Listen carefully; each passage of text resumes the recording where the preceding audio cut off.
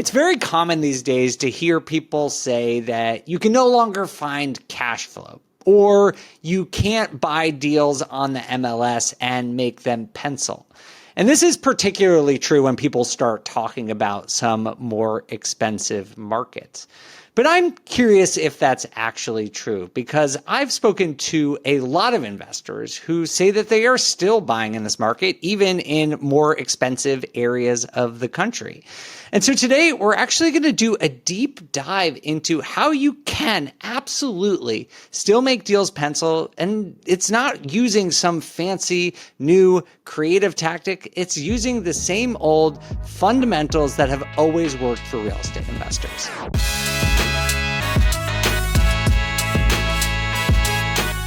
Hey everyone, this is Dave. Welcome to the BiggerPockets podcast. Today, we're talking to a super cool, very interesting, fun investor named Corby Goade, who is operating out of Boise, Idaho. He has been investing for a couple decades now, but he left his W-2 job recently. He actually rebuilt his entire career around real estate, not just investing, but also by building real estate services businesses.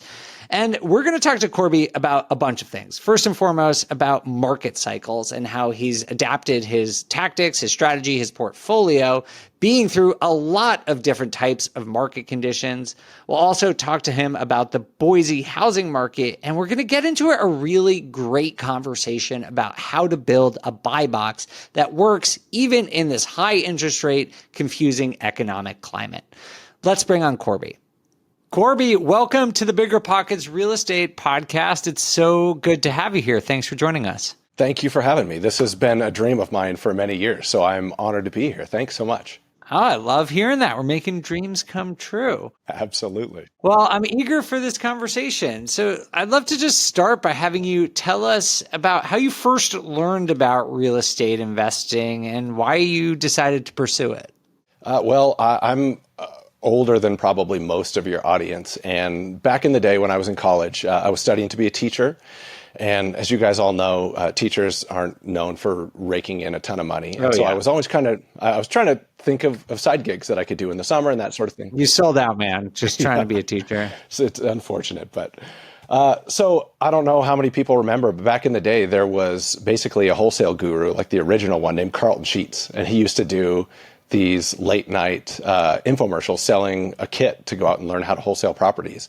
And I was so broke, I didn't actually buy it. I went to the library and rented it, and it just kind of planted a seed. I never actually wholesaled properties, but it started my mind thinking about real estate. And without going into too much detail, when I was in college, I was working full time, putting myself through school, and I ended up buying a starter home with an FHA loan. And one of my buddies moved in, so I was house hacking, and he was paying me rent.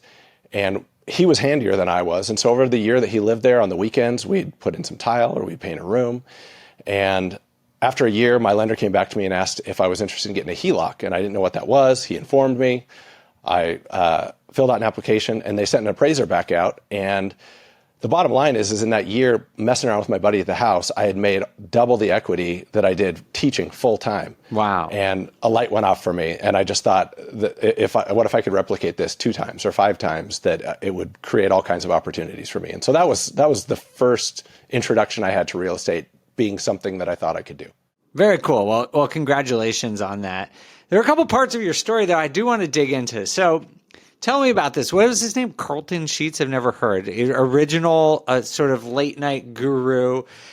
You went to the library. How much was it, by the way? I'm curious. How much? Do you remember what the course cost?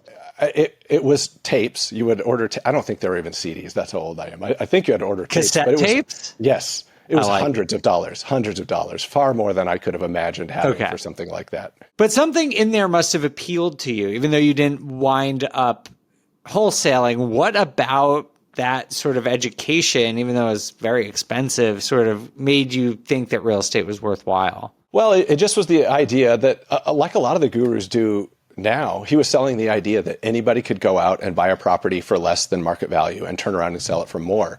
And he made it seem really attainable. And obviously, as we know, BiggerPockets exist because there are more challenges than just knocking on somebody's door and buying their property and turning around and making $100,000. But it just gave me that idea that this is something that anybody could do. And just kind of got my mind thinking about it. And even when I was younger, I always just loved real estate and walking through open houses and just imagining doing projects. I didn't have any skills or knowledge, but the idea of it was really appealing to me. And so that was something I just continued to explore. And do you think any of the education in that high-priced course actually made you more successful, or were you able to learn what you needed to learn on your own or through actual just getting in there and doing things? Honestly, I don't think I learned anything from listening to those tapes, but it's like anything else. It's like you said about taking action, and listening to those tapes or listening to the BiggerPockets podcast or getting on the forums or reading books. It keeps that fresh in your mind, and it kind of keeps the dream alive and the idea that you can go out and do these things forefront. And so I think that's what it did for me, is that it wasn't just an idea that popped in my head and then I never thought about it again. Engaging in those types of things keeps it fresh in your mind and kind of creates some creative thinking around those concepts, I think. Yeah, absolutely. And it sounds like your first deal went extremely well. How did you wind up landing that first deal? Were you teaching then, or were you still studying? When I bought the house, I was still studying, and I graduated a few months after and got a teaching job. And so it was kind of both when I was there. I'm a big proponent for people going out and just taking action. And this was a property on the MLS. It was a fixer. It was just a cosmetic fixer. I didn't have any business getting into something heavy, but it needed paint and flooring and things that anybody could do. Mm-hmm. And so I wasn't thinking of it as an investment. I just thought it was a house I could afford that I could make nice on my own. And I still have that house today. And that one house that I bought on the MLS with an FHA loan with basically no money to my name has probably bought me 5 or 6 other properties. Wow. By refinancing? Yeah, just pulling the equity out and moving it to another spot. I was a teacher. I don't think I had more than $3,000 to my name for several years, but I was able to move that equity around. That's incredible. Well, let's talk about how you did that, because where we left off in your first deal, you made double your salary on that first deal and thought, man, if I did this a couple times, I could really improve my financial situation. So what did you do next? So my wife and I, she was my girlfriend at the time. We got engaged and we started looking for a house for ourselves. And she had inherited some money previously and used that as a down payment for her house. Her parents co-signed for her, and they put the house on the market. And because of this idea that was planted in my head about investing in real estate, and this was 23 years ago. When we went to move into our new house, my wife asked, well, when are you putting your house on the market? And I just said, I think I'm just going to try to rent it out. And she was very unhappy with that idea. Why? She didn't like the idea. I think a lot of BiggerPockets listeners and readers struggle with this in their relationships too. She did not like the idea of having an extra mortgage. What if it was vacant for a month? What if the roof needs replacing? And we were both teachers, and our first salaries were right like in the $17,000 range. Wow. If there was a catastrophic issue, there was not cash in the bank to jump on that. And so, she had some legitimate concerns, but a lot of people who are getting into real estate and that are coming to BiggerPockets for education are kind of in that same boat. And you have to take on a little bit of risk, and it is going to be a little bit scary. And our first few deals were like that. But you did it. So you rented it out, right? So yes. I guess it turned out just fine. But I totally understand the concerns, especially if you're uninitiated. There are a lot of questions. Those are totally legitimate questions, but it sounds like you convinced her you knew what you were doing. Oh, no, I did not. I did not convince her I knew what I was doing. Are you 23 years later still working on that? Well, no, she's come around. But the one of the things that's most interesting that I hope gives a little bit of inspiration to people listening to this podcast is that I did everything wrong. And my wife was very clear about the fact that I was doing things wrong. And she was a great partner. She was encouraging me, but I'm more of a jump in and make things happen kind of person, and she's a process person. Mm-hmm. And as a landlord, I was not screening people properly. I was doing all the repairs myself. I was going over, knocking on the door and asking for rent increases and just making things as difficult for myself as possible. And the first tenant that I screened, honestly, she was there for 3 years. She was on Section 8. She destroyed the house. Oh, no. And so she was there for 3 years, and when it was done, we had to go in and do a full renovation. And really, the conversation that I had with my wife was, she said, you've been a terrible property manager. You've done everything wrong all along the way. And somehow we still made money. Somehow it's been okay. We had enough money to renovate the house. Our mortgage had been paid for. And so that, honestly, ironically, that's when she came on board. She said, if I help out by creating processes behind what we're doing and start coming up with some plans to help scale, that we could actually make a run at this thing. Because if we can still make money doing everything wrong, then doing it right's got to be a lot better than that. I love that. I say this on the show a lot, that I think I love to plan so that even if things go wrong, I still make money. I'm just a conservative investor in that way, because I know I'm going to screw up. Like, it's impossible to get everything exactly right. And it's probably the most common advice I give to people who ask me about deal analysis or how to pick a market. It's just like, if you're counting on everything going right, that's not a good business plan. You need a lot of wiggle room in there. And it sounds like you used up some of that wiggle room in the early years, but still came out ahead, which is great. Yeah. All right. I am loving this conversation, but we do have to take a quick break for our sponsors, but we'll be back with more from Corby Goade right after this.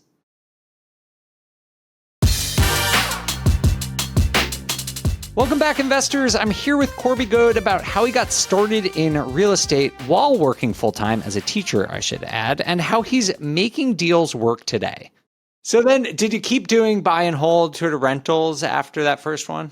Yeah, actually, the next few deals we did were just fixer-uppers that we found on the MLS that we bought. And she and I went in and did what we could, and we brought in contractors to help out with the rest. And we essentially did BRRRRs before BRRRR was a thing. And we'd put tenants in there and let them pay the bills and just kind of kick back. And over time, we'd raise the rents, and we were making $200 or $300 here and there. A lot of times they were break even the first year, and they just got better and better over time. But we did 3 or 4 of those over the course of 5 or 6 years there at the beginning. Oh, wow. That's a pretty heavy workload. And you were both working full-time at that point, right? Yep. Yes, we were. And was there a point when you went into real estate full-time? Yeah. After those first few deals is when the recession hit in 2008.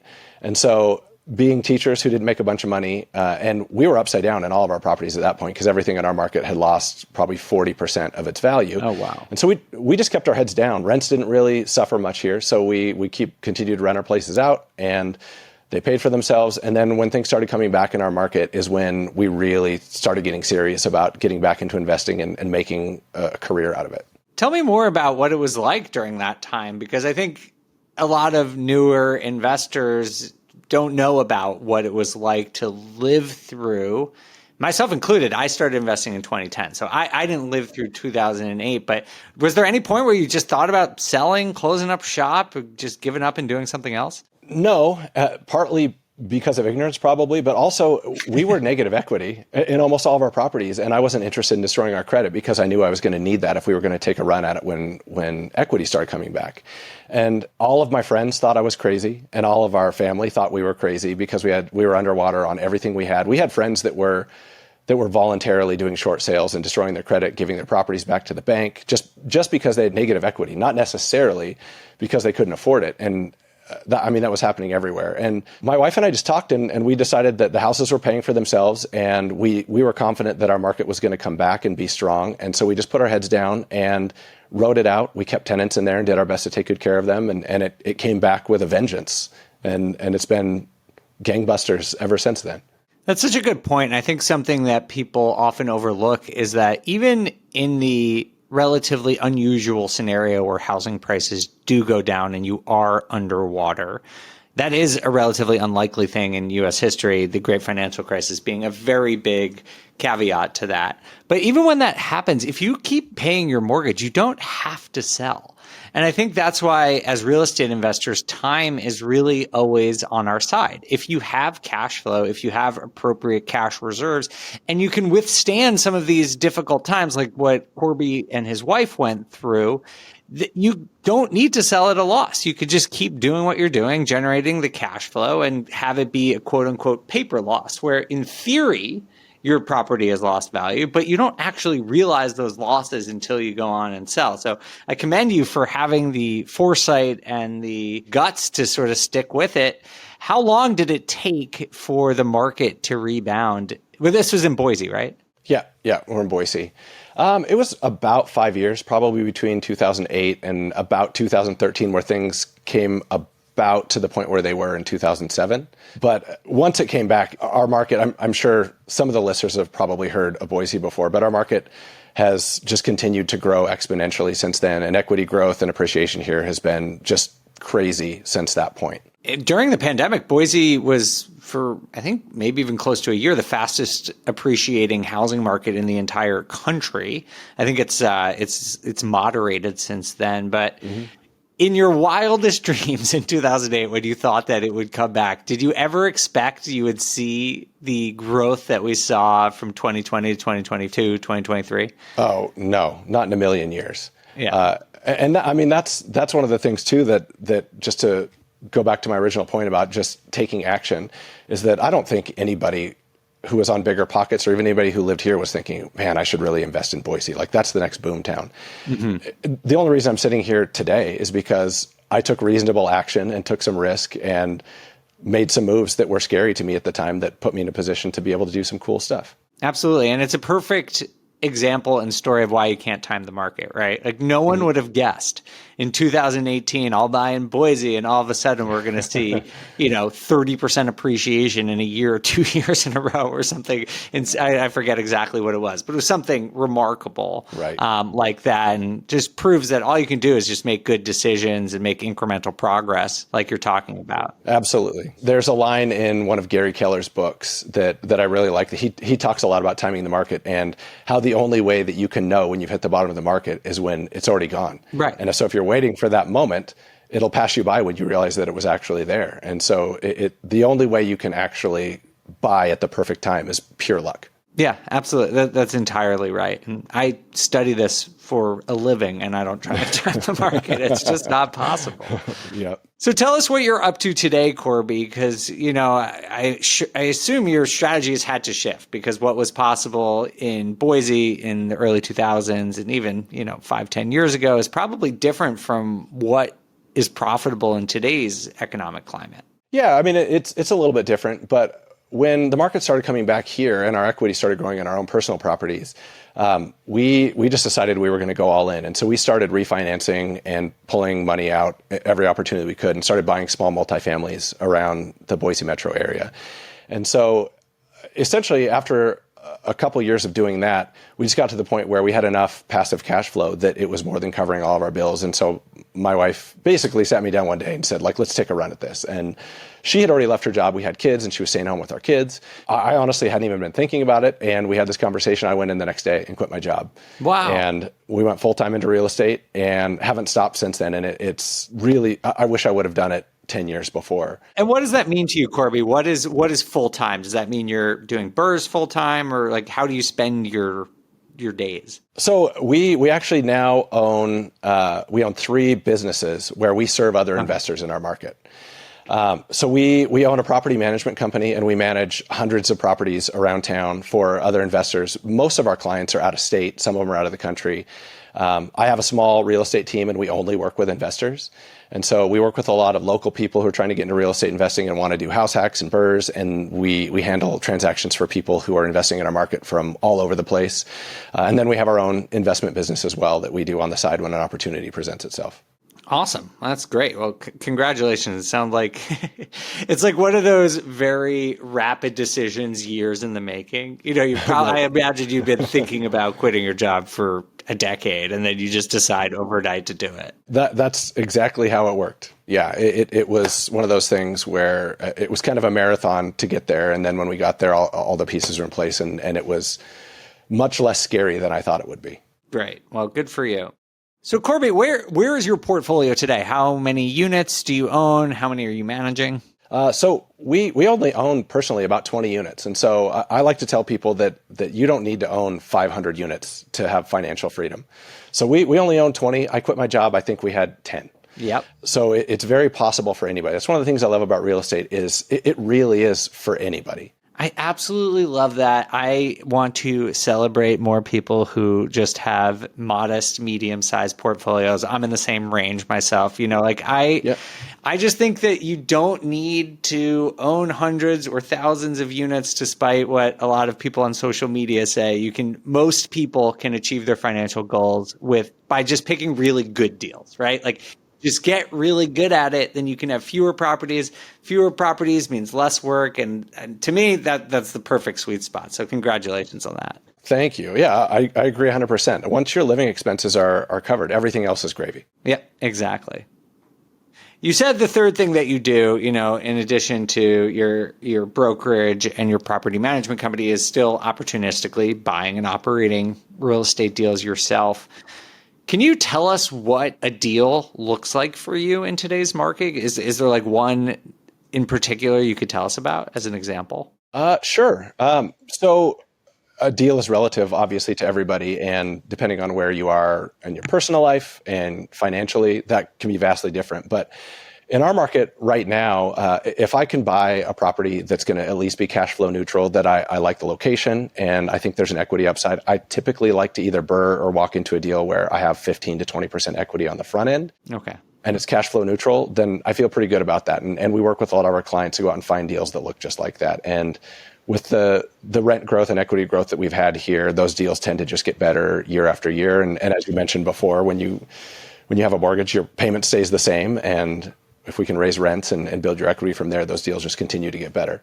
Okay, great. So can we dig into this a little bit? Because I would imagine there's a lot of people thinking, Boise seems like a great market.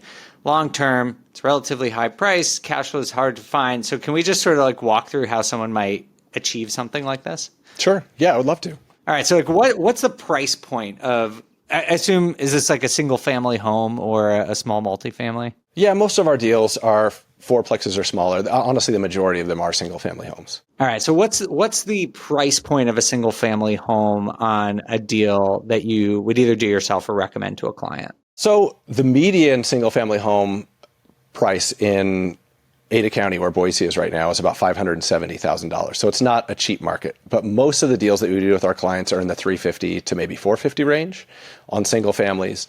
The things that we look for on that end are, it's nice to have 4 bedrooms. We can get more rent for 4-bedroom houses. We can get more rents for homes that have private backyards, that have 3-car garages, and have 2 living spaces. So those are the things that we generally look for. We find that depending on location and some of those amenities, we can get 10 to 20% above market rents for properties like that. Wow. Okay. So you said 4 bedrooms. I love that. I think that's universally true. Just the more bedrooms you can get, particularly if you're doing a long-term buy and hold, the better your rent prospects are going to be.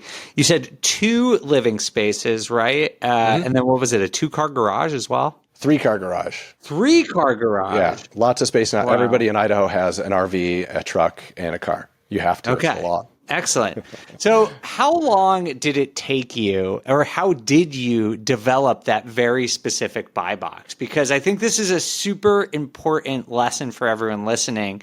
Of course, everyone wants to know their price point and what strategy that they're going to work on, but there are these sort of like X factors in every market that make the deals either more valuable on a resale or able to attract more rent. So how did you figure out which ones were applicable for your business? Well, we had the benefit of having a property management company. And so we've been tracking how long our turnovers take, which properties rent faster, which properties we could push rents on, the quality of tenants that we got, how long they stayed, all of those sorts of things. And we found a sweet spot there using those criteria. And that's not every deal that we do. I mean, there's obviously other properties and criteria that can work, but by and large, if we can get a property that ticks all those boxes, we know that we can get higher rents on those, and our turnovers are going to be very quick and very rare. Now, not everyone owns property management companies, but I guess this is something that anyone with a property manager could ask. And I would imagine that a good quality property manager would be able to help you identify some of those characteristics that you should include in your buy box. Sure. And actually, I do have a tip that I go on the forums and push this quite a bit, but it's something a lot of people don't know about. There's a National Association of Residential Property Managers. It's an organization called NARPM. It's just a trade group for property managers. But in some markets, they're the only group that track local market stats. And so if you're investing in an area, whether or not you're working with a property manager, if you find a property manager who's a NARPM affiliate, or you can just reach out to the local NARPM chapter and ask them to send you the last quarter stats or the last 4 quarters stats. They can send you all of the average rents for different types of units in different parts of town, for multifamilies, for single families. It's super helpful information. And especially Idaho does not regulate property management in any way. And so in some states, you can get some of that information from a real estate brokerage. But especially if you're in a state where property management is not regulated by the state, then NARPM is the only organization that tracks that information. Cool. That is a great tip for everyone. I did not know that. I'm literally writing it down right All right. now. Yeah, I mean, I feel like that's super valuable information that people should be looking at. We do have to take one final break, but we'll get back to Corby's buy box and how he thinks about deals right after this. Hey everyone, welcome back to my conversation with investor Corby Goade. Okay, so let's get back to the single family. You said that you're buying below the median price for the area, so 350 to 450. What kind of shape is this in? Or is this a sort of like a total rehab kind of job or cosmetic rehab at that price point? Mostly cosmetic. Every once in a while, we'll get lucky and find something that needs very little. Most of them are cosmetic, paint, flooring. Every once in a while, we'll replace some countertops and some hardware, do some landscaping, those sorts of things. But we try to shy away from deals where we're going to have to get down to the studs or we know we're going to have to gut a bunch of rooms. So we can usually, if we're doing a BRRRR, we can usually get in that 15 to 20% equity increase by doing some of those cosmetic things if we find the right property. And just in theory, if you bought this property and did nothing to it, I assume it would not generate positive cash flow. Probably not, at least not where we are right now with 7.5%, 8% interest rates. During COVID at 3%, it was gangbusters. That was no problem. Yeah, I bet. But I think it's important for people to know that there are deals that still work. But if you're underwriting the deal just day one, it's going to be harder to find. It's certainly possible. I have bought a deal on the market this year that was cash flow positive, not amazing, 3-4% right off the deal. But with a lot of, especially these markets with strong underlying fundamentals, I would put Boise in that category. You're going to probably, if you're looking for, a really strong cash on cash return, you're probably going to have to do the type of rehab work that Corby is talking about. So let's talk about that. These are mostly cosmetic. Do you have a range? I know it varies a lot from property to property, how much money you would have to put in to be able to pull this off and get rents up to where you want them. Sure.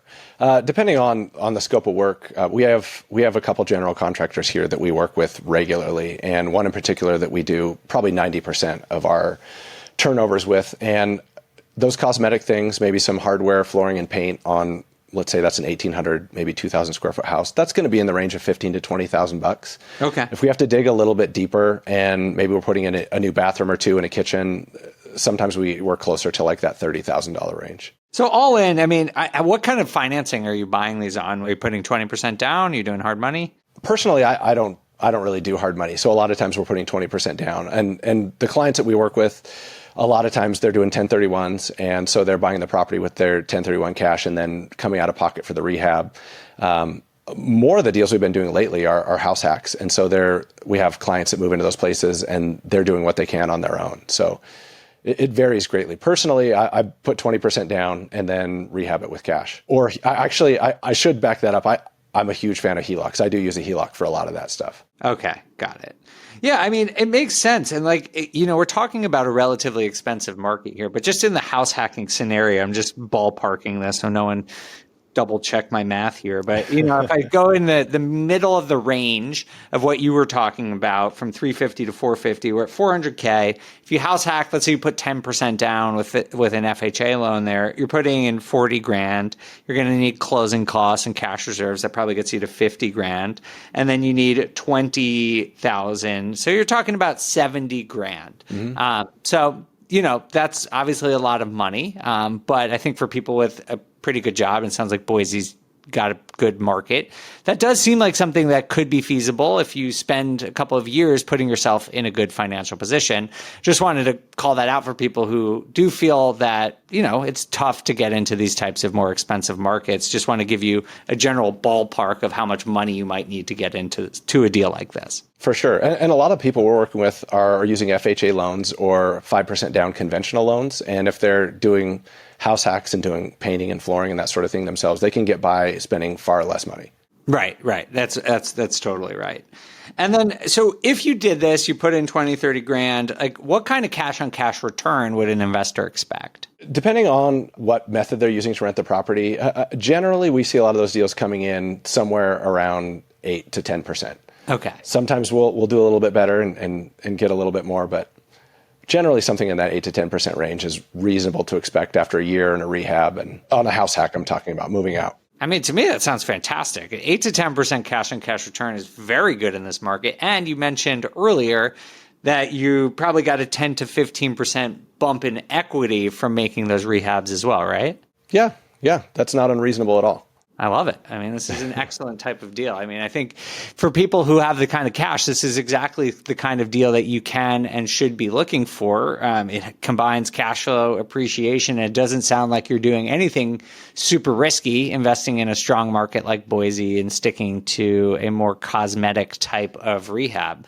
So thank you for sharing this with Corby. Sorry, I went on sort of a little bit of a tangent, but I think it's really important for people to understand exactly what goes into good deals these days, because it's easy to say, oh, it's just so hard right now. Mm-hmm. But when you put the dollars and cents behind it, I think some people will say, oh, it actually, that is out of my budget. But for a lot of people, they might say, hey, I actually can get into this and do something like the deals Corby is talking about.